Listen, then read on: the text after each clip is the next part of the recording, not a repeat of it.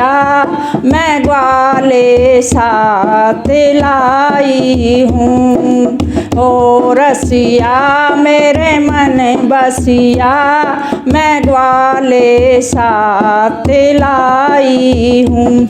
तेरी मुरली की धुन सुन के मैं बरसाने से आई हूँ। सुना है शाम ओ प्यारे के तुम मुरली बजाते हो।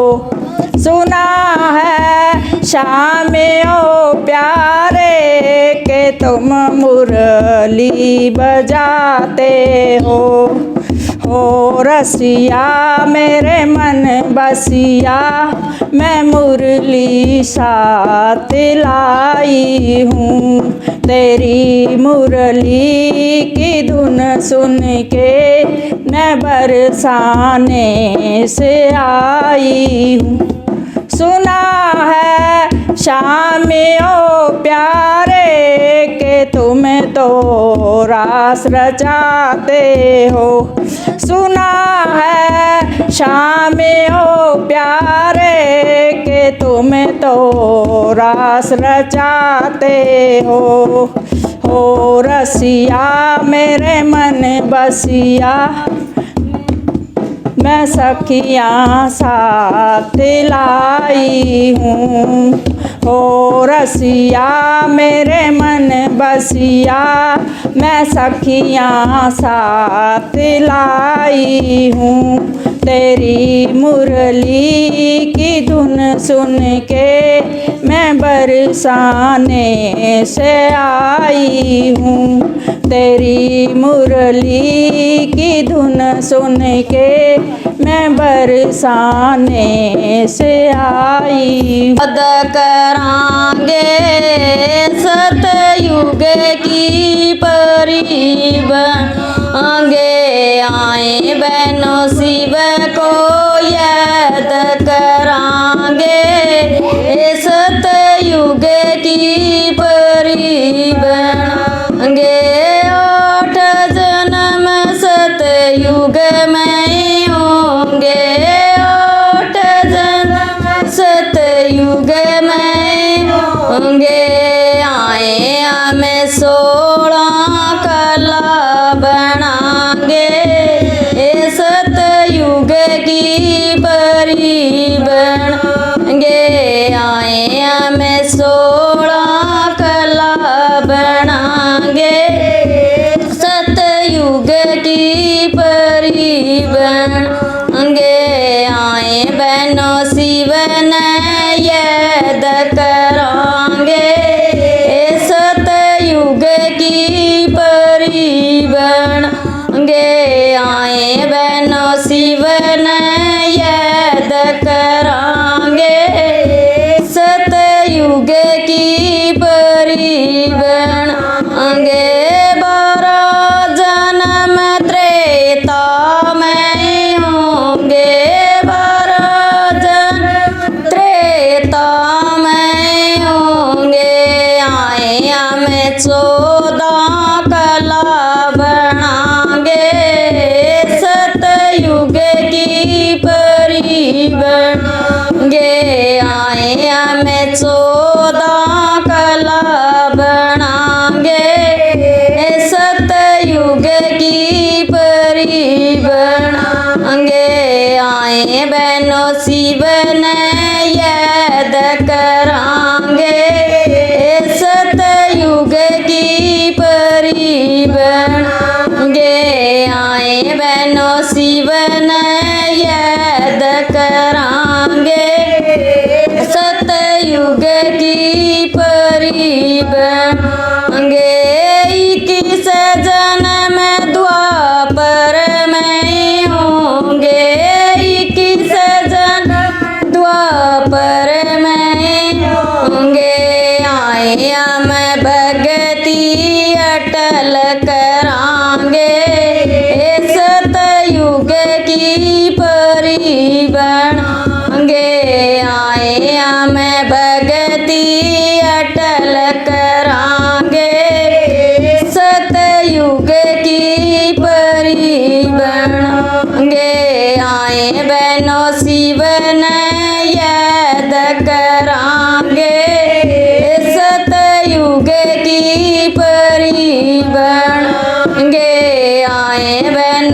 शिवन याद करांगे सतयुग की परी बनांगे 42 जन्म कलयुग में होंगे 42 जन्म कलयुग में होंगे आए हमें जीवन दुखी करांगे सतयुग की परी बनांगे आए हमें जीवन दुखी करांगे सतयुग की परी बनांगे आए बहनों शिवन याद करांगे सतयुग की परी बनांगे आए बहनों शिवन याद करांगे सतयुग की परी बनांगे एक जन्म संगम पे होगा एक जन्म संगम पे होगा आए हमें बाबा से मिलन करांगे सतयुग की परी बनांगे आए हमें बाबा से मिलन करांगे सतयुग की परी बनांगे आए बहनों शिवन याद करांगे सतयुग की परी बनांगे आए बहनों शिवन याद करांगे सतयुग की परी बनांगे ओम शाने अर्थ तन तेज चलाना से मन रे आंधी आओ तूफान अर्थ तन तेज चलाना से मन रे बाबा दे रे ज्ञान तन रे ओढ़ ध्यान लगाना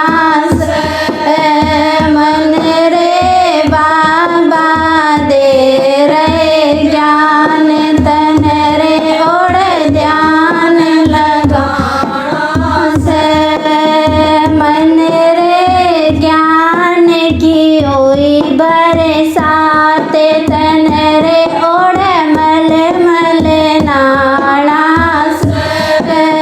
मन रे ज्ञान की ओई बरसात तन रे ओढ़ मल नाना से मन रे जल दियो ले त्यार तन रे सत्संग में जा से मन रे जल दियो ले त्यार तन रे सत्संग से मन रे होई शहर में भीड़ तन रे ओढ़े कोई जाना से मन रे होई शहर में भीड़ तन रे ओढ़े को जाना से मन रे शिव के देश अपना देश यूं रे तोरे देश बेगाना मन रे शिव के देश अपना देश रे तोरे देश बेगाना से मन रे जल दियो ले त्यार तन रे सत्संग में जा से मन रे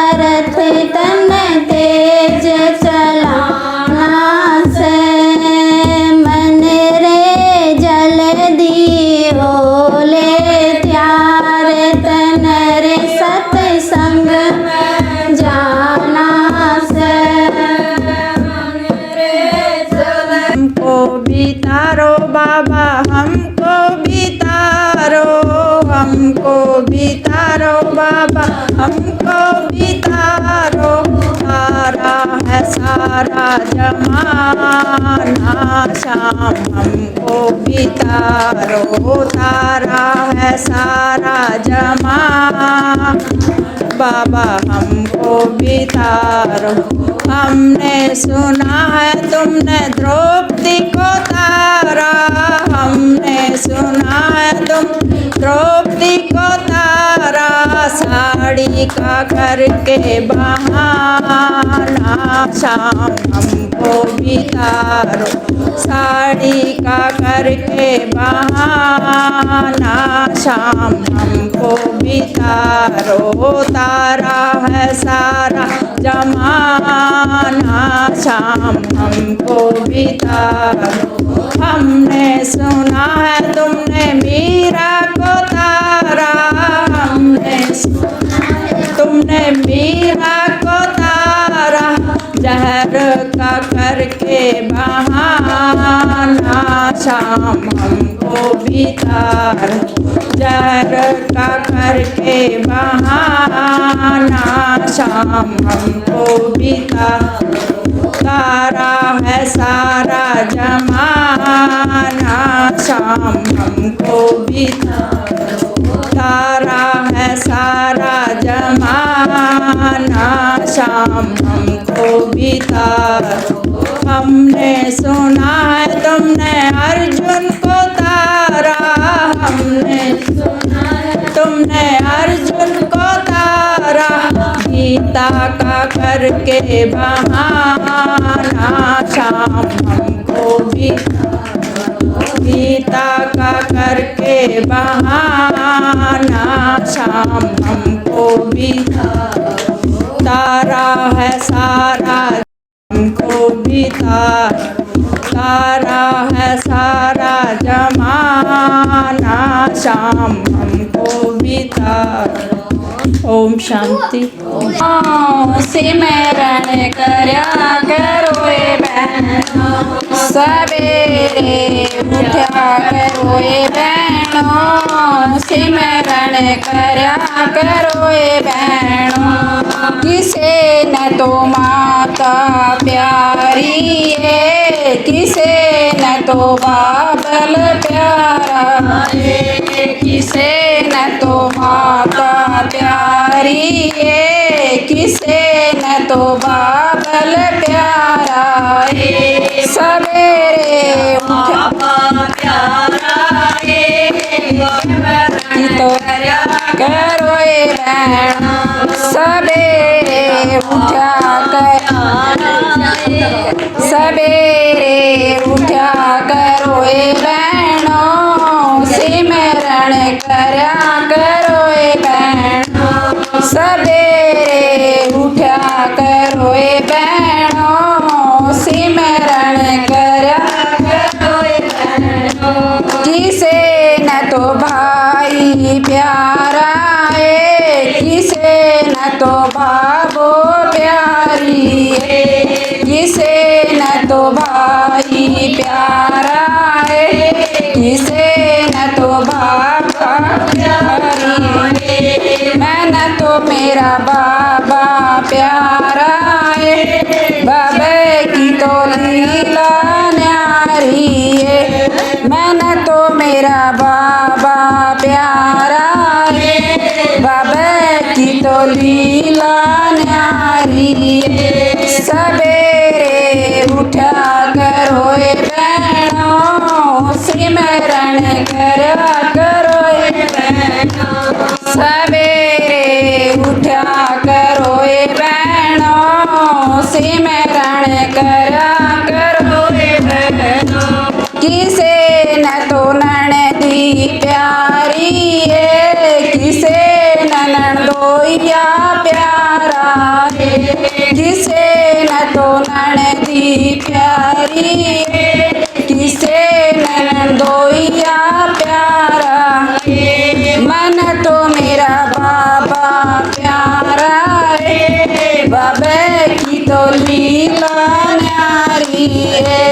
मन तो मेरा की तो लीला न्यारी है। सवेरे उठा करो ए बहनों, सिमरन करया करो ए बहनों। सवेरे उठा करो ए बहनों, सिमरन करया करो। किसे न तो पड़ोसी प्यारा है, किसे न तो पड़ोसन प्यारी, किसे न तो पड़ोसी प्यारा है, किसे न पड़ोसन प्यारी। मन तो मेरा बाबा प्यारा है, बाबे की तो लीला न्यारी है। सवेरे उठा करो ए बहनों, सिमरन करया करो ए बहनों। सवेरे उठा करो ए बहनों, सिमरन करया करो ए बहनों। किसे न तो माया प्यारी है, किसे न तो काया प्यारी है, किसे न तो माया प्यारी है, किसे न तो काया प्यारी है। न तो मेरा बाबा प्यारा है, बाबे की तो लीला न्यारी। ओम शांति। आत्मा ओ तू परमात्मा, बाबा में आत्मा ओ तू परमात्मा। संगम पे मिलांगे दोनों जने, ओ संगम पे मिलांगे दोनों जने। ओ बाबा 8 जन्म सतयुग में हुए, ओ बाबा 8 जन्म सतयुग में हुए। ओ सोने की बन गई मैं आत्मा, ओ सोने की बन गई मैं आत्मा। ओ बाबा मैं आत्मा तू परमात्मा, ओ बाबा मैं आत्मा तू परमात्मा। ओ संगम पे मिलांगे दोनों जने, ओ संगम पे मिलांगे दोनों जने। ओ बाबा 12 जन्म त्रेता में हुए, ओ बाबा 12 जन्म त्रेता में हुए। ओ चांदी की बन गई मैं आत्मा, ओ चांदी की बन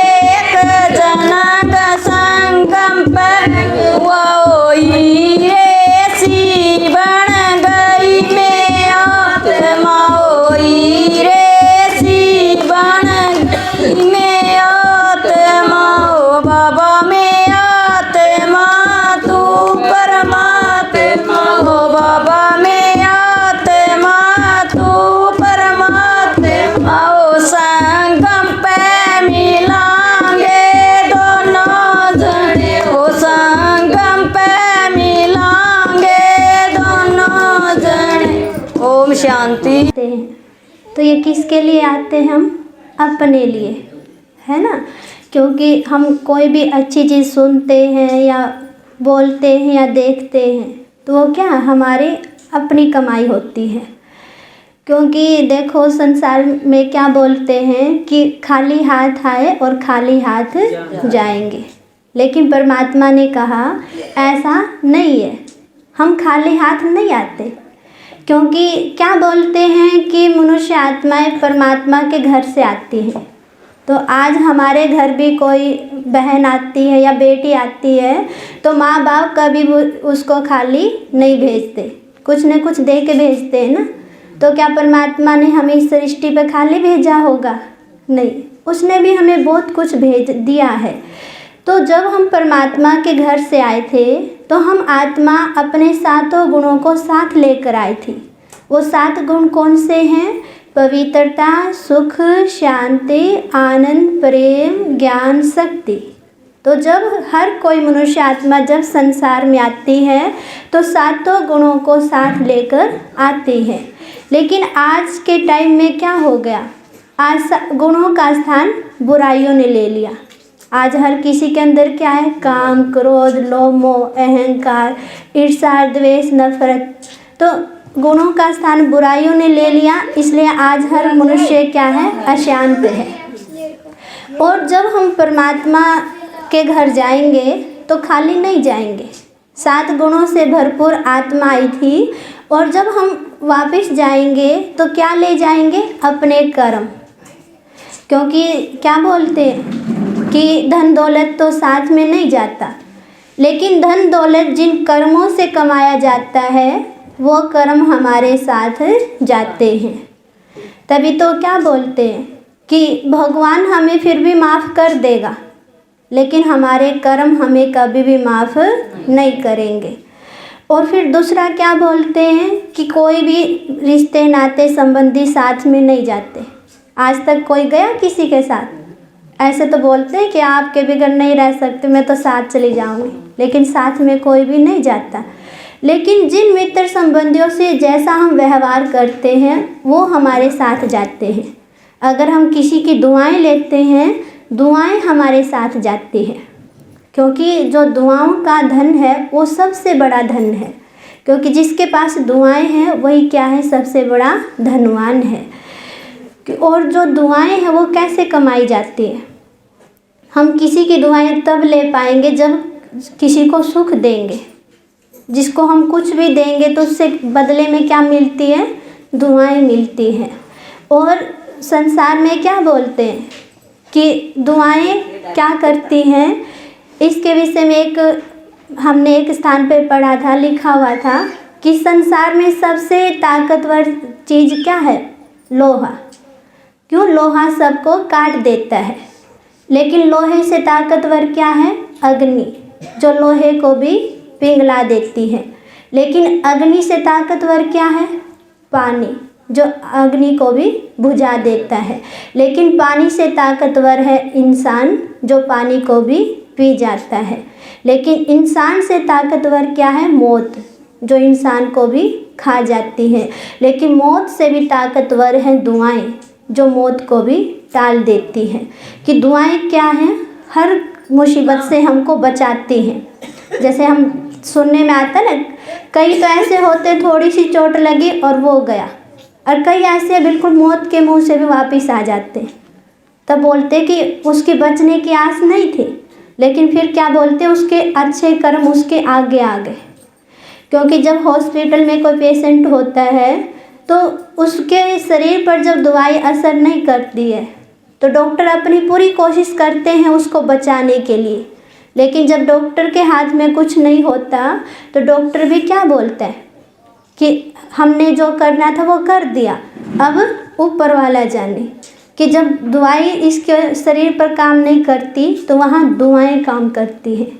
लेकिन उस टाइम तो मरीज है, उस टाइम कैसे दवाई कमाएगा? है ना, उस टाइम तो औरों से वो ले रहा, सेवा ले रहा है। तो वो अगर उस आत्मा ने, उस मनुष्य आत्मा ने कभी बचपन में या जवानी में कभी भी जन्म से तब तक कभी भी अच्छे कर्म किए होंगे तो वो दुआएं उसको उस मुसीबत के टाइम काम आएगी। क्योंकि दुआएं ये नहीं कि जब समस्या आई तभी कमाएंगे हम, वो दुआओं का खजाना क्या है, बचपन से हमें जमा करना पड़ता है। क्योंकि देखो आप सभी बैंक में पैसा जमा करवाते हैं, क्यों जमा करवाते हैं बैंक में पैसा? कि कभी बेटी की शादी होगी तो काम आएगा, या कभी कोई बीमारी आ गई तो बीमारी में फिर वो पैसा हमारे काम आएगा। तो बैंक में हम पैसा जमा करवाते हैं ताकि वो मुसीबत के टाइम काम आए। तो ऐसे ही हम भी अगर अच्छे कर्म करेंगे, परमात्मा का ज्ञान सुनेंगे, उसको याद करेंगे, दूसरों की दुआएं लेंगे, तब वो हमारे काम आएगी। तो खाली देखो, अगर हमने बैंक में खाता तो खुलवा दिया और पैसा तो जमा कुछ किया ही नहीं, तो फिर निकलवाने क्या जाओगे, है ना? जमा किया होगा तभी तो निकलवाने के लिए जाएंगे। तो ऐसे ही खाली कॉपी लेके जाओ तो कुछ मिलेगा? नहीं मिलेगा। तो वही हम भी मुसीबत के टाइम क्या सोचते हैं कि भगवान मेरी मदद करे, पड़ोसी मेरी मदद करे, लेकिन वो मदद भी तब मिलेगी जब हमने अपने जीवन में पुण्य कर्म जमा किए होंगे, अच्छे कर्म जमा किए हैं, दूसरों की दुआएं जमा की हैं, तब वो मुसीबत के टाइम में हमें काम आएगी। ऐसा होता है ना। तो इसलिए परमात्मा क्या बोल रहा, हम सब जो शरीर को चलाने वाली चेतन शक्ति आत्मा है, तो जो दुआएं हैं वो कहाँ जमा होती है? आत्मा में। अच्छा बुरा जो हम करते हैं वो सारा हम आत्माओं में जमा होता है, और जो जमा किया है उसी के अनुसार हमको उसका फल मिलता है। तो इसके ऊपर एक छोटी सी कहानी याद आई हमें, और ये जो कहानी है कभी बचपन में स्कूल के टाइम पढ़ा था उसको, और बिल्कुल जो कहानी है असली है, सच्ची बात है। आपने सुना होगा पहले के टाइम में सती प्रथा होती थी। सती प्रथा में क्या करते थे कि जब पति मर जाता था तो पत्नी को जिंदा ही चिता में बिठा देते थे। तो उस टाइम की ये सच्ची घटना है। उस टाइम में क्या, एक किसान के पास 2 बेटे थे। तो किसान ने क्या किया, उन दोनों बेटों को अच्छे से पढ़ा लिखा कर लायक बनाया, उनको अपने पैरों पर खड़ा किया, और किसान ने बड़े बेटे की शादी कर दी। और जैसे अच्छे से घर परिवार चल रहा था और अचानक ही उस किसान की मृत्यु हो जाती है। तो किसान तो चल बसे। अब फिर पूरे घर के कारोबार या जिम्मेवारी किसके ऊपर आ गई? बड़े बेटे के ऊपर। और जो बड़ा बेटा था उसने भी अपने पिता ने जो जिम्मेवारी दी उसको अच्छे से निभाया। लेकिन क्या होता है, अचानक ही जो छोटा भाई था उसका वो बीमार रहना शुरू हो जाता है। तो अब बीमार है तो बड़ा भाई ने उसको अच्छे से दवाई दिलाई, सब कुछ किया, लेकिन तो भी कुछ स्वास्थ्य में लाभ नहीं हुआ। अब वो सोचने लगा क्या क्या दवाई दिलाऊं, तो डॉक्टर से हर रोज़ वो दवाई दिला के लाता था उसको। तो उस टाइम में वैद्य जी बोलते थे उसको। तो इतना कुछ दवाई दिलाने के बाद भी उसका स्वास्थ्य ठीक नहीं हुआ। तो एक दिन वो अपनी धर्मपत्नी को बोलता है कि मैंने अपने भाई के लिए इतना पैसा खर्च किया, ये तो ठीक नहीं हो रहा, और अगर ऐसे ही मैं पैसा खर्च करता रहूँगा तो एक दिन मैं तो कंगाल हो जाऊँगा, तो क्या किया जाए। तो उसकी धर्मपत्नी बोलती है हम ऐसा करते हैं, जिस डॉक्टर से इसको दवाई दिलाते हैं उसको थोड़ा पैसा देकर इसको मतलब जहर का इंजेक्शन लगा देंगे, ताकि ये हमारे रास्ते का कांटा भी निकल जाएगा और फिर सारी जायदाद भी हमारी हो जाएगी। तो और रिश्तेदार वालों को भी हमारे ऊपर कोई शक नहीं होगा। तो उसने ऐसा ही किया। तो उसकी डॉक्टर को पैसा दिया, उसने उसको इंजेक्शन लगाया और उसकी मृत्यु हो गई। तो खुश हो गए, चलो अब तो सब कुछ हमारा ही है। लेकिन फिर क्या होता है, 1 साल के बाद उनके घर एक बेटा पैदा होता है। तो एक बेटा है तो खूब उन्होंने उसको पढ़ाया लिखाया। अब जिस माँ बाप के पास एक ही है तो सोचेगा ना कि अच्छे से स्कूल में पढ़ाऊँ, तो अच्छे स्कूल में पढ़ाया, सब कुछ किया, नौकरी भी लग गई बेटे की, और फिर उस बेटे की शादी कर देते हैं। और जैसे बेटे की शादी की, और शादी के 1-2 महीने बाद ही वो भी बेटा भी बीमार रहने लगा। अब माँ बाप को चिंता तो होगी, बेटा बीमार है। तो उन्होंने उसको भी खूब डॉक्टर, अच्छे से अच्छा डॉक्टर दिखाया, और जो भी ये बोल देता आप ये करो बेटे के लिए, वो करो, जो भी उसको बोलते जो वही वो करते थे। इधर उधर पूरा भाग दौड़ की उस बेटे को स्वस्थ करने के लिए। तो इतना कुछ बेटे के लिए किया तो भी बेटा के स्वास्थ्य में भी कोई लाभ नहीं हुआ। अब देखो माँ बाप तो एक बच्चे के लिए सब कुछ कमाते हैं, तो वो इतना रोते थे, इतना कुछ दुखी होते थे कि हमारे पास तो एक ही बेटा है, अगर ये ठीक नहीं होगा तो हमारा क्या होगा। तो ऐसे ऐसे करते कोई आराम नहीं है। बेटा बीमार है तो दिन रात माँ बाप को चिंता है। तो एक दिन क्या होता है, वो बेटा ऐसे बेड पे लेटा हुआ था और पास में थोड़ा दूर बैठकर वो पिता ऐसे माथे पे हाथ लगाया हुआ चिंता कर रहा है कि मैं क्या करूँ अपने बेटे के लिए। और फिर जो वो बेटा लेटा हुआ था वो बोलता है, अरे भाई तू क्या देख रहा है, क्या सोच रहे हो। अब फिर वो देखने लगा इधर उधर कि भाई किसको बोल रहा है।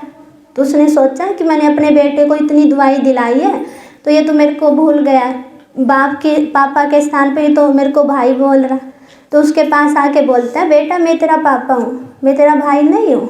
तो उसने कहा नहीं पापा, तो आप मेरे इस जन्म के हो, लेकिन आप मेरे वही पिछले जन्म के भाई हो, और अब आपको और मेरा हिसाब पूरा हुआ, सिर्फ क्या है कफन और लकड़ी का हिसाब बाकी है। तो फिर वो रोने लग गया कि भाई ऐसा मत करो, आप मेरे पास एक ही औलाद हो और आपके सब कुछ मेरे को माफ़ करो, लेकिन छोड़कर मत जाना, मेरे साथ ही रहो। लेकिन उसने कहा नहीं अब मैं जा रहा हूँ। तो फिर उसने कहा चलो ये तो मेरे कर्म का फल है, मैंने आपको मरवा दिया था, मेरे घर से मेरा बेटा भी जा रहा है, मेरा बेटे की मृत्यु हो जाएगी तो मैं तो अकेला हूँ, लेकिन जो हमारे घर में जो तेरी धर्म पत्नी है, अब वो उसको तो आए 2-3 महीना हुआ है, अब उसका क्या कसूर है। क्योंकि हमने बताया आपको कि उस टाइम सती प्रथा थी, तो अगर तू मर गया तो फिर तेरी धर्मपत्नी को जिंदा चिता में बिठाया जाएगा। तो उसने फिर पूछा उसने कि जो जिस डॉक्टर ने मेरे को जहर का इंजेक्शन लगाया था अब वो कहाँ है। तो उसने कहा वो तो तेरी मृत्यु के बाद 1-2 महीने के बाद वो भी ख़त्म, मतलब शरीर छोड़ गया था वो, उसकी भी मृत्यु हो गई थी। तो उसने कहा कि ये मेरी जो धर्म पत्नी है ये वही पिछले जन्म का डॉक्टर है, क्योंकि इसने भी तो मेरे को जिंदा ही जहर का इंजेक्शन लगा के मराया था ना, अब इसको भी जिंदा ही मेरी चिता में जलना पड़ेगा। ये कोई बिल्कुल सत्य घटना है ये, कि देखो हम बोलते हैं पता नहीं कौन सी योनि में जाएंगे कौन सी नहीं। मान लो कोई जिंदे व्यक्ति कोई मार दे तो उसके लिए क्या बोलते हैं, उसको तो माताएं घरों में बोलती हैं ना कि कीड़े की योनि तक नहीं मिलेगी, लेकिन कीड़े की योनि में नहीं गया तो वो मनुष्य तन में, लेकिन उसके कर्म का फल देखो क्या मिला उसको। जो उसने भाई था बड़ा, उसको तो फल क्या मिला, उसका बेटा चला गया, और उस डॉक्टर को क्या फल मिला, उसने भी जिंदा ही मारा था ना उसको, तो वही डॉक्टर क्या है धर्मपत्नी बन के आ गया था और उसको भी जिंदा ही चिता में जलना पड़ा। तो ये है कर्मों का फल, कि जो हम कर्म करते हैं उसका हमें फल मिलता है, और मनुष्य योनि में करते हैं और मनुष्य योनि में उसका फल मिलता है। और अगर हम दुआएं करेंगे जमा, तो परमात्मा ये तो हमें सिखा रहा, जितना हम परमात्मा को याद करते हैं उससे भी हमारे पाप कटते हैं, और जब हम दूसरों की दुआएं लेते हैं उससे भी हमारे पाप कटते हैं, क्योंकि दुआओं का पलड़ा जब भारी होगा तो पाप का पलड़ा हल्का हो जाएगा। इसलिए आप सभी माताओं से बहनों से हमारा यही निवेदन है कि अपने हर कर्म पे ध्यान दो और हर किसी की क्या लो दुआएं लो, क्योंकि यहाँ पर हम हर हफ्ते आते हैं परमात्मा के ज्ञान की मुरली सुनाते हैं, तो उसमें भी क्या है कि अपनी सच्ची कमाई जमा करो। जो हम ज्ञान सुनते हैं, ये दुआएं हैं, ये हमारी सच्ची कमाई है और ये हमारे साथ चलने वाले हैं। तभी तो परमात्मा बोल रहा, आज का इंसान क्या दौड़ रहा है, भाग रहा है इधर, बस ये कमा लूँ वो कमा लूँ, लेकिन इस जो चीज़ कमा रहा वो पैसा धन दौलत, इसके लिए तो क्या बोलते हैं कि इस दराह पर धरा रह जाएगा, लेकिन साथ में क्या जाएगा, हमारे कर्म और हम जो दुआएं लेंगे। तो आज से आप अपने मन में संकल्प करना, जितना हो सके सबको सुख देना है। सुख देंगे तो दुआएं मिलेंगी। बस अच्छा करते जाओ आप, तो आपको दुआएं अपने आप मिलती रहेंगी।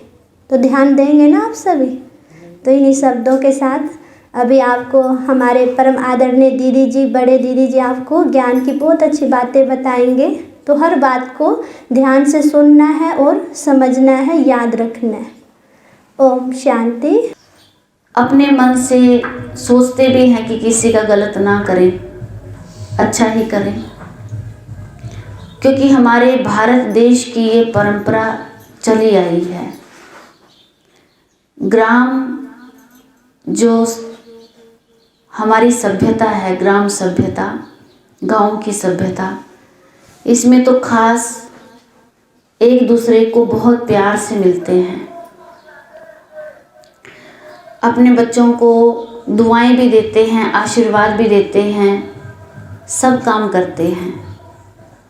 परंतु जब ध्यान लगाने का समय आता है, जब अपने मन को शांत करने का समय आता है, परमात्मा को याद करने के टाइम हम बैठने की कोशिश भी करते हैं, तो मन नहीं टिकता।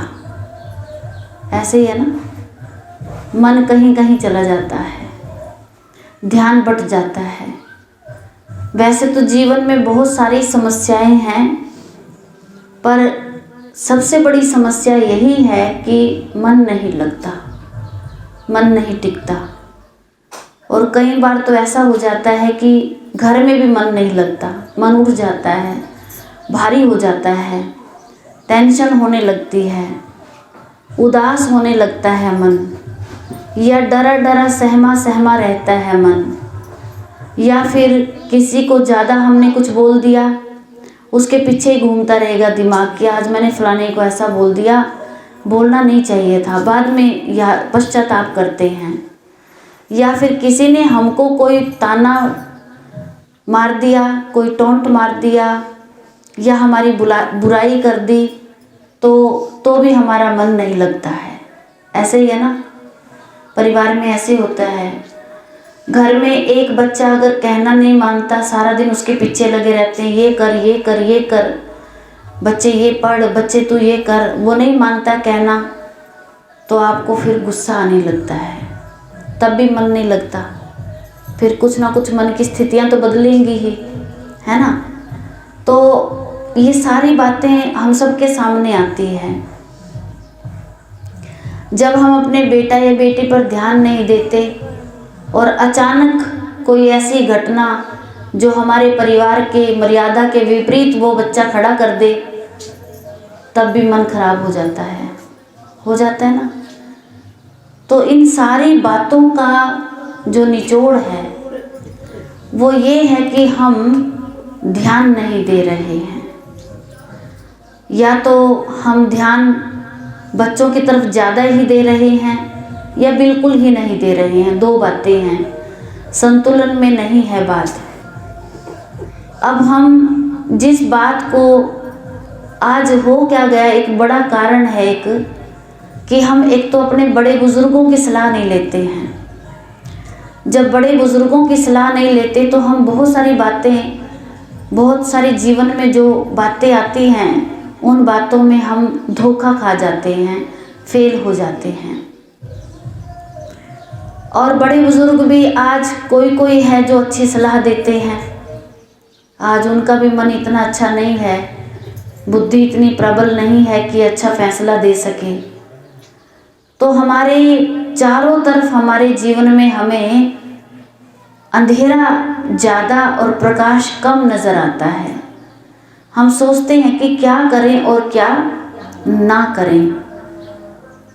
तो आप सबको हम ये बताना चाहते हैं, समझाना चाहते हैं कि हमें राजयोग जो परमात्मा पिता स्वयं आकर समझा रहा है, सिखा रहा है, वो सीखना चाहिए। जैसे अनेक संस्थाएं हैं, अनेक धर्म हम देखते हैं, बहुत चीज़ें देखते हैं अपनी लाइफ में। और जो बड़े बुजुर्ग हमारी परिपाटी चली आई, घरों की रस्म रिवाज चली आई, उसको भी हम देखते हैं, समझते हैं, चलते भी वैसे हैं जो हमने अपने माँ बापों से सीखा, आगे सास ससुर ने सिखाया, उसी तरीके से हम चलते हैं। वो अच्छी बात है, ठीक है, चलना चाहिए। पर इतना सब कुछ करने के बाद मन तो शांत नहीं हुआ, या हुआ? व्रत भी किया, पूजा पाठ भी किया, उपासना भी किया, सब कुछ किया, करते हैं, लेकिन मन तो नहीं शांत हुआ, या हो गया? मन में खुशी तो नहीं आई वो जो चाहिए थी। तो आखिर दिक्कत कहाँ है, उसको ढूंढना है हमें अपने मन में, दिक्कत कहाँ है। भारत देश में भेड़ चाल भी बहुत है। मंदिर से एक माता आ रही थी, ठोकर लग गई, उसकी टोकरी से थोड़ी सी हल्दी, चने की दाल, पानी सब एक ही जगह से थोड़ी थोड़ी दूरी पे गिर गया। कोई माता वापस मंदिर में जा रही थी, थोड़ी देर के बाद आई, वो उसने जाना था अंदर, उसने देखा यहाँ भी किसी ने धूप पूजा करी, चलो वहाँ ही कर दो, उसने भी चढ़ा दिए वहाँ पे गुलगुले, भाई यहाँ पे कुछ ना कुछ होगा, है ना। अब ये तो पता नहीं कि वो आई थी जो अंदर से उसकी ठोकर लग के तो उसकी टोकरी गिरी है, वो तो पता नहीं उसको, लेकिन जो आ रही है, आके उसने जो देखा तो उसने वहाँ पे पूजा करनी शुरू कर दी। हमने देखा, ये चीज़ देखी है हमने, तब आपको बता रहे हैं।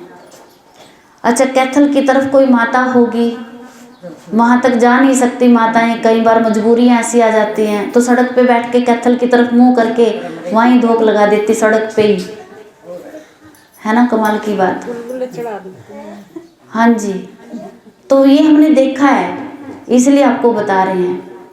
पूजा पाठ करो पर विधि पूर्वक करो, ढंग से करो, तरीके से करो, वो तो चलता है। पर जो मन में आया, जैसे आया वैसे कर दिया, अपनी मनमत चला दी। ये संसार मनमत परमत से भरा हुआ है। अब हमें किसी को भी ये ज्ञान नहीं हो रहा कि मनमत ठीक है कि परमत ठीक है। वैसे तो दोनों ही मत ठीक नहीं है। मत तो श्रीमत ठीक है, मतों में मत लेनी है तो श्रीमत, एक उसकी मत, परमात्मा की मत। श्रीमत, हमें श्रीमत का ज्ञान होना चाहिए। आज हमें बहुत बातों का ज्ञान नहीं है। हम जीवन जी तो रहे हैं, पर ऐसे जी रहे जैसे भरीड होता है ना, एक पशु के समान, उस तरीके से हम जीवन जी रहे हैं। अब पशु भी बच्चे पैदा कर रहा है, इंसान भी बच्चे पैदा कर रहा है, पशु भी खा पी रहा है, इंसान भी खा पी रहा है। कितने सारे काम ऐसे हैं जो पशुओं के साथ हमारे मिलते हैं। तो जीवन किसकी तरह जी रहे हैं वो सोचना है ना हमें। तो हमें जीवन जीना है तो देवी देवताओं की तरह जीना है। प्रजापिता ब्रह्मा कुमारी ईश्वरीय विश्वविद्यालय, ये एक ऐसा विद्यालय है, एक ऐसा स्कूल है जहाँ पर आत्मा का पाठ, परमात्मा का पाठ, सृष्टि चक्र का पाठ, सृष्टि के आदि मध्य अंत का ज्ञान ये समझाया जाता है। और इस विद्यालय में पढ़ाने वाला है परम पिता परमात्मा शिव, जो हम सब आत्माओं का पिता है। वो पिता हमको टीचर बनकर पढ़ाता है। दुनिया में भी है, होता है ना, जो बाप भी है एक ही आदमी, टीचर भी वही आदमी है। लेकिन हमारा बाप ऐसा बाप जो बाप भी है, टीचर भी है और साथ में सतगुरु भी है, गुरुओं का गुरु सतगुरु। तो हम उसको पहचाने। हम आपको ये नहीं कह रहे हैं कि आप अपने घर के रीति रिवाजों को छोड़ो, भक्ति को छोड़ो, नहीं, जो कर रहे हैं करते रहो, लेकिन साथ में जो परमात्मा पिता पढ़ा रहा है उसको हमने पढ़ना है। बहन जी आपको दुआओं की बात बता रहे थे। दुआएं लेना वैसे तो बड़ी टेढ़ी खीर है आज के ज़माने में, बहुत टेढ़ी खीर है। क्यों? सेवा नहीं होती, सेवा से दुआएं मिलती हैं। अब सेवा किसी से होती नहीं, बड़े बुजुर्गों की, या समाज की सेवा लगाओ, बड़े बुजुर्गों की सेवा लगाओ, अपने आप की सेवा लगाओ। सबसे पहले तो खुद की सेवा लगाओ। खुद की सेवा का मतलब समझाते हैं आपको। बाबा ने 15 दिन पहले की अव्यक्त मुरली में बताया था कि स्व की सेवा अर्थात खुद की सेवा। खुद की सेवा का मतलब है सुबह 4 बजे उठ के अपने आप को भाग्यवान आत्मा कहो कि मैं बहुत भाग्यवान हूँ। ऐसा अपने आप को पाठ पढ़ाओ। अब आप कहेंगे बहन जी भाग क्या, 24 घंटे तो मन में यही चलता, भागी माड़े हैं हमारे तो, मेरे तो नसीब फूट गया, मेरे तो भाग फूट गया। 24 घंटे तो ये ट्रेनिंग दे रहे अपने आप को। आज के बाद ये नहीं बोलना, बाबा ये समझाता है। समझ में आ रही है ना? गलत बात तो बोलनी नहीं अपने आप को। क्या बोलनी है? अच्छी बात। जितनी अच्छी बातें आप बोल सको अपने आप के साथ, ये पाठ पढ़ो। तो मैं कौन हूँ? सभी बोलो, भाग्यवान हूँ। कौन हूँ मैं? भाग्यवान। मुझे जो मिला दाता ने दिया, शिव बाबा ने दिया, जो भी दिया मुझे अच्छा दिया, बहुत अच्छा दिया। चाहे थोड़ा छोटा सा मकान दिया, चाहे थोड़ी सी ज़मीन दी, चाहे बाबा ने बच्चे दिए, पति, जो भी मिला हमारी किस्मत में, धन जो भी है, वो हमको जो मिला है वो बहुत अच्छा मिला है। पहले तो अपने आप को इस पॉइंट पे संतुष्ट करो। हाथ पैर मिले हुए हैं, सब कुछ मिला, दिमाग में मिला, मेहनत कर लो। जो मिल गया, बाकी इसमें ऐड कर लो, मेहनत कर लो। अब मेहनत करके खुश नहीं है आज की तांदी, बना बनाया मिल जाए तो अच्छा लगता है, मेहनत करके राजी नहीं है। अब मेहनत करेंगे तो भाग्य बनेगा और भी। अब मेहनत करते नहीं हैं तो सबसे पहली सेवा है अपने आप की सेवा, कि हम अपने आप को विशेष बातों से, विशेष शब्दों से अपने आप को चार्ज करें। क्योंकि जैसे मोबाइल को चार्ज करते हो ना, माताएं सब सीख गई आज तो। चार्ज करना भी आता है, हेलो करना भी आता है, उसको ऑन करना भी आता है, ऑफ करना भी आता है। चलो कुछ नहीं तो ऑन ऑफ करना तो आ ही गया। और ये भी पता चल गया बैटरी इसकी डिस्चार्ज हो गई, चार्ज भी करनी है, ये भी पता है ना, ये तो पता लग गया। अब जो हमारा ब्रेन डिस्चार्ज होता है, जो हमारा मन डिस्चार्ज हो गया, बैटरी इसकी लो हो गई, इसको चार्ज कौन करेगा? इसका कोई स्विच तो है नहीं कि माथे से खींच के दीवार में प्लग में लगा दें, ऐसा तो कोई सिस्टम नहीं है। इसका सिस्टम ये है कि शांति से कुछ टाइम बैठो, अपने आप को तपस्या कराओ, अच्छी बातों का घुमाओ दिमाग में, अपनी बुद्धि में चार्ज करो अपने आप को। बाहर से तो नहीं हो सकता ना, ये कौन करेगा? ये हमें स्वयं करना पड़ेगा। ये है हमारी खुद की सेवा। जितना हम अपने आप को भाग्यवान आत्मा समझेंगे, पुण्य आत्मा समझेंगे, महान आत्मा समझेंगे, पवित्र आत्मा समझेंगे, शांत आत्मा समझेंगे, ये हमारे खुद की चार्जिंग है। जैसे मोबाइल को चार्ज किया, समझ में आया? मोबाइल का उदाहरण दिया। ऐसे हमारा ब्रेन जो चार्ज होगा वो अच्छी बातें सोचने से होगा। मैं समझा रहा है कि आपका लक्ष्य पक्का करो कि मुझे भी क्या बनना है? देवी देवताओं के जैसा बनना है। ये लक्ष्य पक्का करो। लक्ष्य पक्का करेंगे तो हमारा मन अंदर से शांत होगा। लक्ष्य ले लिया कि मैंने शांति की शक्ति को ग्रहण करना है, शांति की शक्ति का मैंने अंदर में शांति को धारण करना है, मैंने लक्ष्य बना लिया। तो अभ्यास करो। लक्ष्य तो ले लिया, लेकिन इसका लंबा टाइम अभ्यास करो कि मैं बहुत शांत हूँ, मैं शांत स्वरूप हूँ। अंदर अपने मन में ये बात को दोहराते रहो।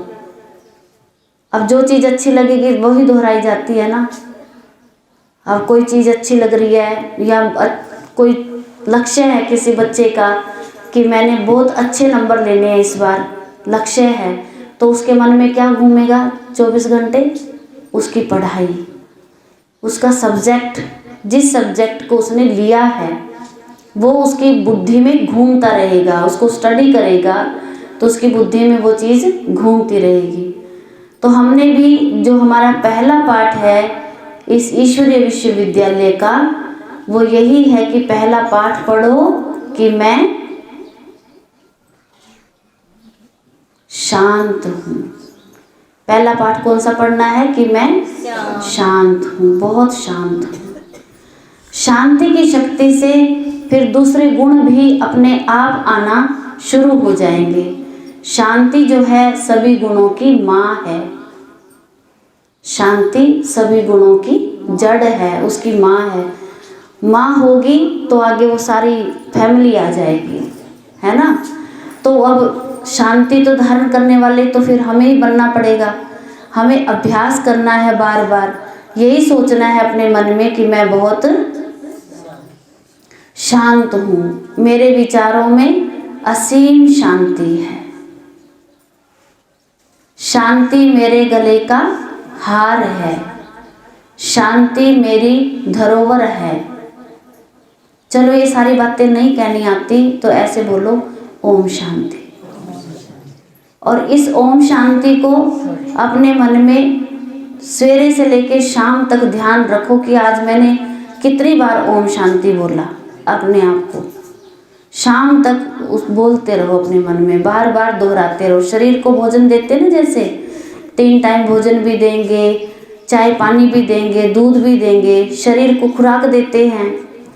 तो शरीर की खुराक के साथ साथ ये अच्छा विचार हमारे मन की खुराक है। अच्छा विचार हमारे मन की खुराक है। अब आप कहेंगे बहन जी बातें तो सारी अच्छी है पर हमारे को समझ तो नहीं आती ना, कई बार भूल जाते हैं हम। अब भूलता व्यक्ति तभी है जब उसको ये महसूस होता है कि इंटरेस्ट नहीं होता, कितनी बातों में अंदर से रुचि नहीं होती, तो तब भूल पड़ जाती है। अब रुचि तो जगाने से जागेगी। जब तक किसी चीज़ का टेस्ट नहीं लिया हो तो वो याद कैसे आएगी। कहते हैं ना, बंदर को अदरक के स्वाद का क्या पता। अब स्वाद लेगा तो पता चलेगा। अब हिरण जो है उसकी नाभि में कस्तूरी है, कस्तूरी की उसको खुशबू आती है, परंतु वो सारे जंगल में भागता रहता है हिरण उस खुशबू के चक्कर में। लेकिन उसको ये ज्ञान नहीं है कि ये जो कस्तूरी की खुशबू आ रही है ये तेरी नाभि से ही आ रही है। इसी तरह से आज हम सब भी इस संसार रूपी माया में, विषय वैतरणी नदी में भटक गए हैं। शांति तो पता चलती है हमें, अंदर है।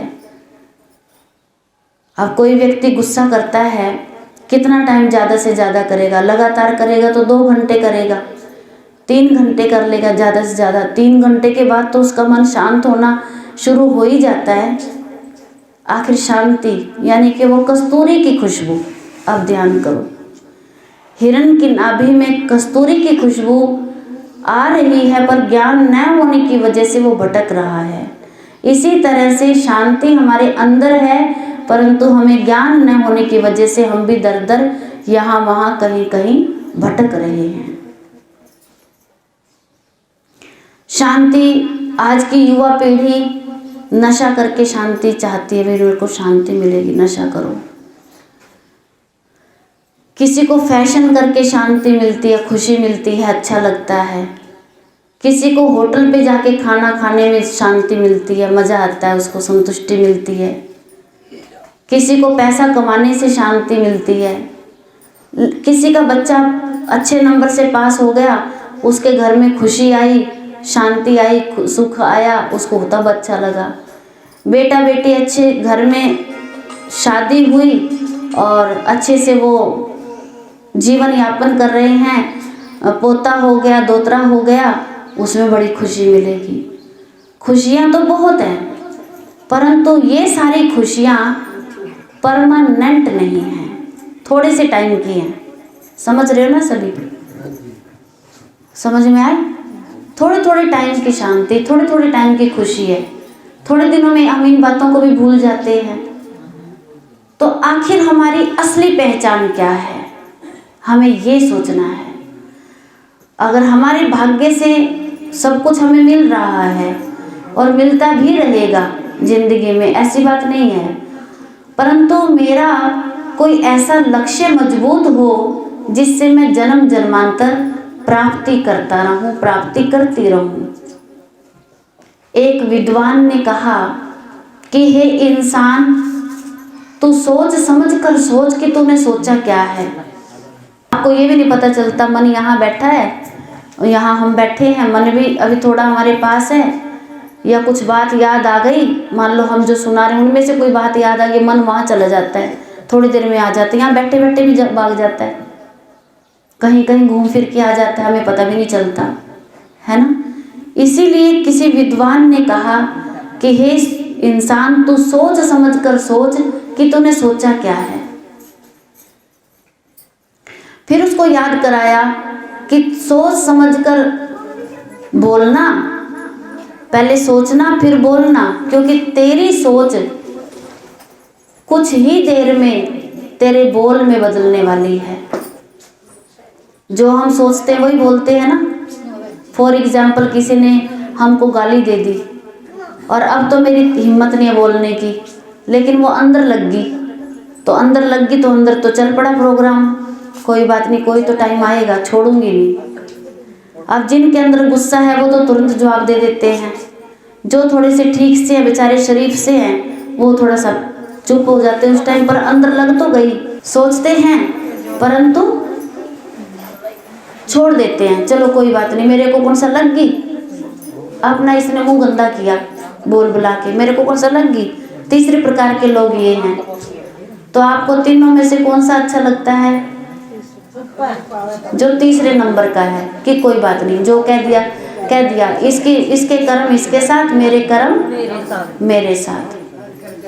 तो इसीलिए क्या कहा कि सोच समझकर सोच, क्योंकि हे इंसान, तेरी सोच कुछ ही देर में तेरे बोल में बदलने वाली है। दूसरी बात फिर याद कराया, हे इंसान, फिर भी सोच समझकर बोलना, क्योंकि तेरा बोल कुछ ही देर में तेरे कर्म में बदलने वाला है। अब एक इंसान सोच लेता है कि मैंने एक फलाने का मर्डर करना, ऐसे मर्डर नहीं होते, पहले सोचे जाते, प्लान होते हैं, बड़ी भारी प्लानिंग होती है। भाई सोच दिया, फिर बोलते नहीं उस चीज़ को, उसको कर देते हैं। अब अचानक सुनने में आता फलाने को गोली मार दी, है ना, उसको चोट लग गई, या वो एट द स्पॉट उसकी डेथ हो गई, तो कितना सन्नाटा हो जाता है वहाँ उसी स्थान पे, कितनी दूर दूर तक सन्नाटा हो जाता है। लेकिन वो ऐसे नहीं, वो प्लानिंग होती है, पहले सोचता है आदमी, सोच के फिर कर्म करता है। अब हमें क्या करना है, हमें ये सोचना है, हमें ऐसा सोचना है जो सबकी भलाई में हो, सबकी अच्छाई में हो। यह खराब सोच के तो अभी तक देखो हमारी खुशी चली गई, आनंद प्रेम ये सब विदा हो गए हमसे, खराब सोच के तो हुआ ही। ईश्वरीय विश्वविद्यालय में ये जो पाठ है कि अच्छा सोचो, सभी के लिए अच्छा सोचो, बढ़िया सोचो, सोचना भी अच्छा और बोलना भी दूसरों के लिए अच्छा। जो बोलना, सोचना, देखना बंद गए हमें ध्यान ही नहीं आ रहा है कि हमें इस एरिया से बाहर निकलना चाहिए। तो बाहर तो तभी निकल पाएंगे जब मन शांत होगा। शांति से हम जब कार्य लेते हैं तो हमें बहुत अच्छे निर्णय आते हैं, फैसले अच्छे लेते हैं। और याद कराया कि सोच समझ के कर्म करना, हे इंसान, सोच समझ कर कर्म करना, क्योंकि तेरा कर्म कुछ ही देर में तेरे संस्कार में बदलने वाला है। संस्कार मीन्स पक्की आदत हो जाना, पक्की आदत हो जाती है ना। कई माताएं बहनें हमारी मान लो हुक्का पीती हैं, बीड़ी वगैरह पीना शुरू कर देती हैं, तो उनको कहो माता जी छोड़ दो, ये नुकसान है, क्या करे बहन जी, बंद की आदत है, छोड़ नहीं सकते। पक्की कर ली उन्होंने, क्योंकि डेली पक्का, डेली उसको यूज़ किया तो पक्का तो होना ही है। अब यूज़ करने से पहले सोचा तो है नहीं कि आदत गंदी है, अच्छी नहीं है, पहले तो सोचा ही नहीं, बस शुरू कर दिया। अब छुड़वाएगा कोई? फेफड़े काले हो गए, बंद खराब हो गए अंदर, डॉक्टर कहता है माता छोड़ दे, भाई डॉक्टर मरना मंजूर, पर ये नहीं छूटेगी। संस्कार पक्का हो गया ना। तो फिर याद कराया गया कि हे इंसान, तो फिर भी अब सोच ले, तेरा संस्कार बनेगा, पक्की आदतें बनेगी ये। अब संस्कार तेरा जो बन गया, वो संस्कार तेरा चरित्र में बदलने वाला है। चरित्र माना छाप। जैसे आप किसी की हेल्प करते हो समाज में, तो आपकी मदद जो करी किसी की आपने, तो वो मदद की छाप पड़ेगी। आप क्या कहेंगे, फलानी बहुत अच्छी है, बड़ी मदद करी इसने मेरे टाइम पे, बहुत मदद करी। और दूसरे वाली ने, किसी ने आपका कहना मानना नहीं, उसके प्रति आपके मन में आएगा इससे नहीं बात करनी, ये नहीं अपने, ये तो वो स्वार्थ की मित्र है, ये तो स्वार्थ से बात करती है, इससे नहीं करनी हमने बात। उसके पास जाना, मदद की ज़रूरत पड़े, वो फलानी ज़रूर करेगी, पक्का विश्वास है हमें। तो वहाँ से छाप पड़ गई, छवि फैलने शुरू हो गई। समझ में आ रही है ना ये बात? फिर लास्ट में फिर समझाया कि हे इंसान, तो सोच समझ के अपनी छवि बनाना, अपना चरित्र बनाना, क्योंकि तेरा चरित्र तेरे साथ अगले जन्म में ट्रांसफर होने वाला है। अब इस बात का भी पता, और तो कुछ साथ जाएगा नहीं। इंसान के साथ क्या जाता है? उसका चरित्र साथ जाता है। पुण्य कर्म किए हुए वो पूंजी साथ जाती है। किसी से सेवा करके दुआएं जो ली है, आशीर्वाद जो लिया है, वो साथ जाता है इंसान के। फिर हम शिकायत करते हैं परमात्मा को, हे परमात्मा, ये सारे दुखड़े तूने मेरी झोली में डालने थे, ये सारी मुसीबतें तूने मेरे पास डालनी थी। फिर परमात्मा को हम शिकायत करते हैं, जबकि गलती किसकी थी, कमियां किसकी थी।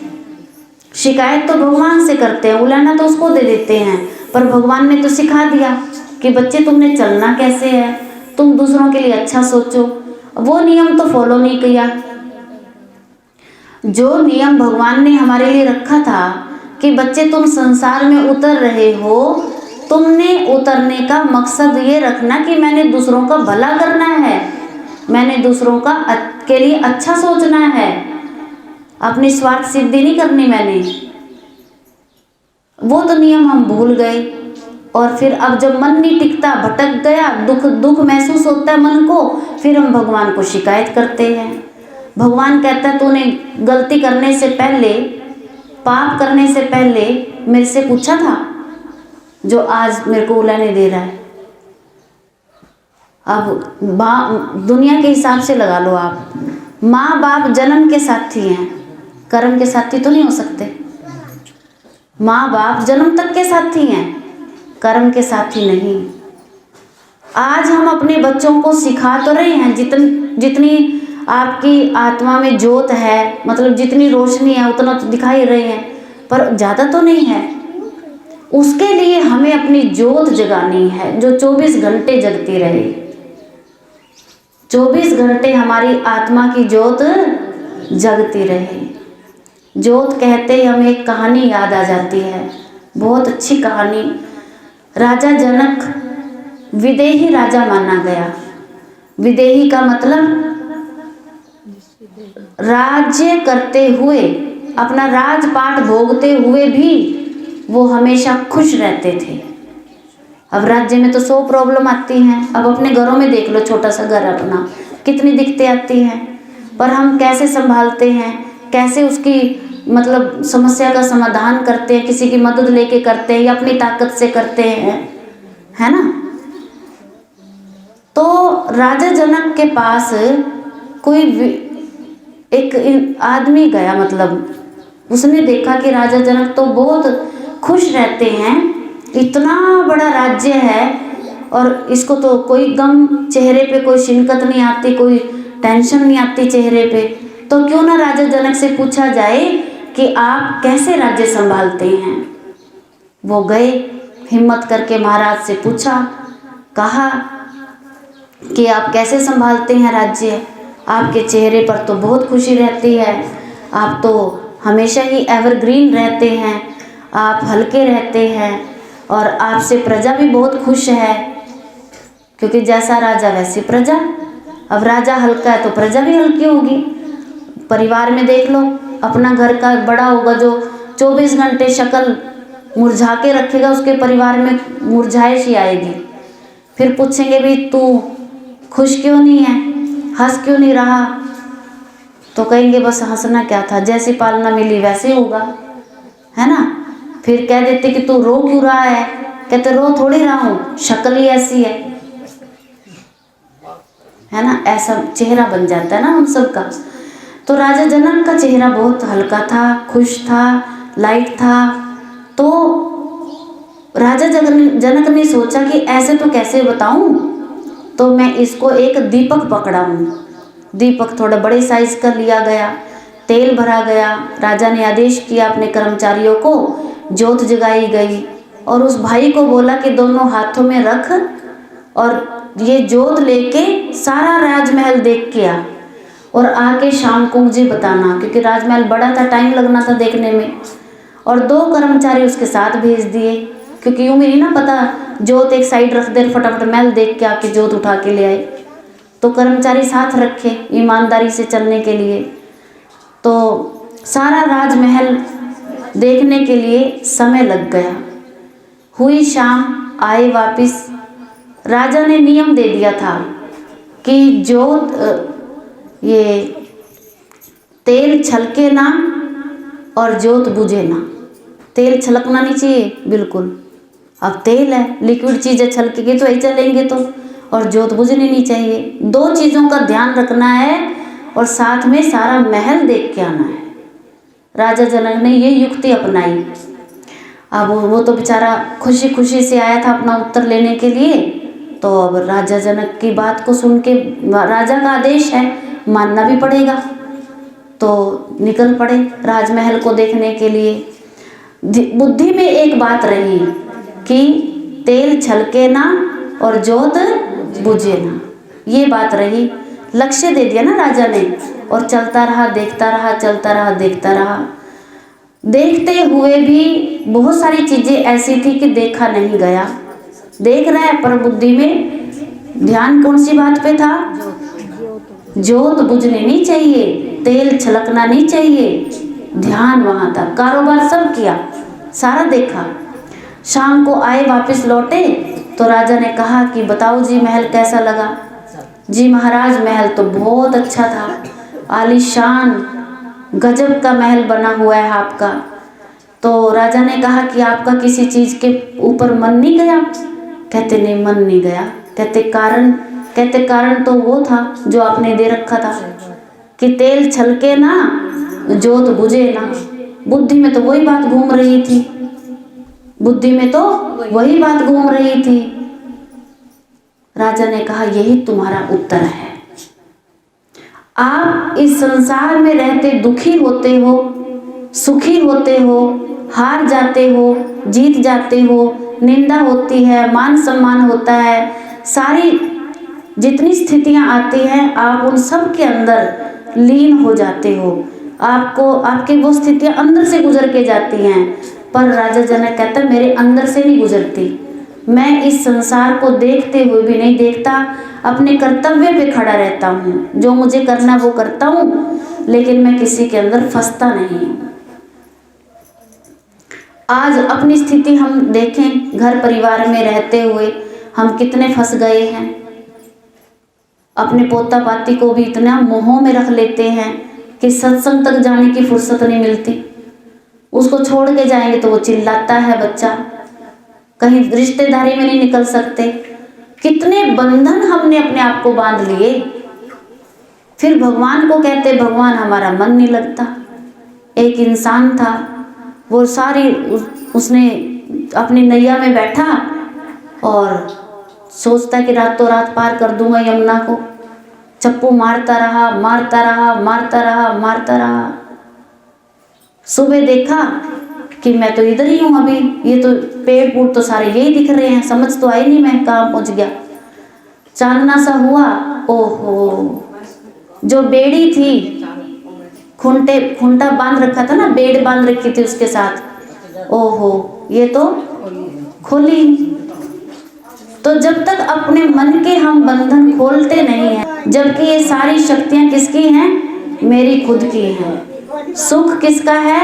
मेरा खुद का अंदर है, मेरे अंदर सुख, शांति, आनंद, प्रेम, ज्ञान, शक्ति, पवित्रता, ये सारे गुण मेरे हैं, हमारे हैं। मतलब इन चीज़ों को ना समझ के हमने दूसरी चीज़ों को मेरा मेरा अपना लिया कह करके, और दूसरे की क्या करने लग गए? बुराई करने लग गए। अब बुराई करने से क्या होगा? समाज में बुराई बढ़ेगी। तो आज हम अपने मन में शांति से ये बात बिठाएंगे, अगर हमने जिस जीभ का प्रयोग करना है तो दूसरे के लिए अच्छा बोलने के लिए करना है।